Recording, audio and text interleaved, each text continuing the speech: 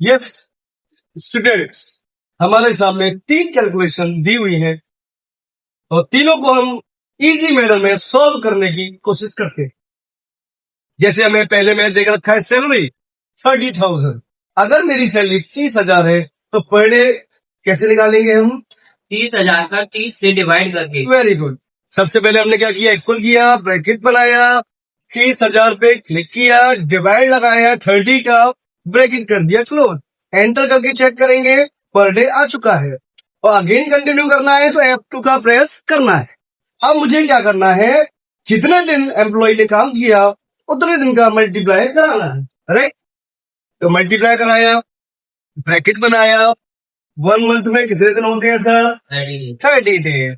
और 30 में से लीव माइनस होगा कि प्लस होगा? माइनस होगा। Very good. और हाफ डे माइनस होगा प्लस होगा? ये भी माइनस होगा। लेकिन माइनस करने के बाद इसमें जब तक डिवाइड 2 से हम नहीं लगाएंगे तब तक वो हाफ डे नहीं बनेगा। तो इसीलिए हमने डिवाइड 2 लगाया, ब्रैकेट क्लोज किया और एंटर किया और हमारा आंसर आ गया। अब इसे चेक करके देखते हैं। मान लेते हैं एम्प्लॉय ने 3 लीव ले ली, एंटर किया, हमारा आंसर 25,000 ऑटोमेटिकली आ गया है।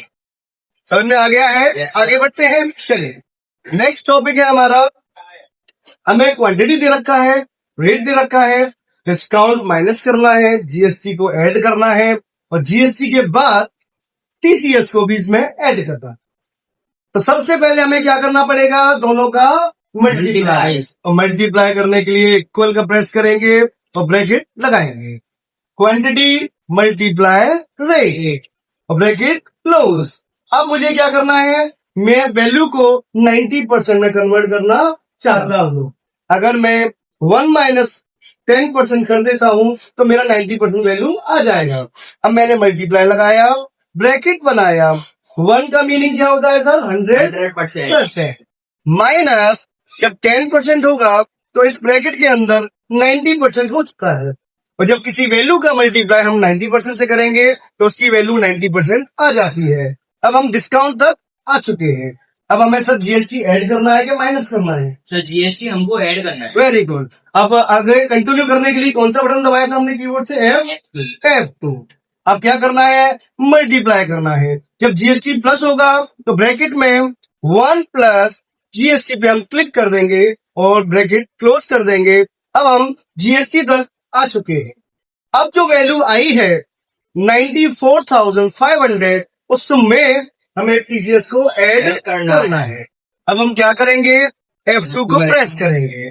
आप देख रहे हैं मेरा टीसीएस वाला जो सेल है वो ब्लॉक हो चुका है, वहां फॉर्मूला आ चुका है। अब मुझे क्या करना पड़ेगा, अगेन मल्टीप्लाई करना है, ब्रैकेट लगाना है।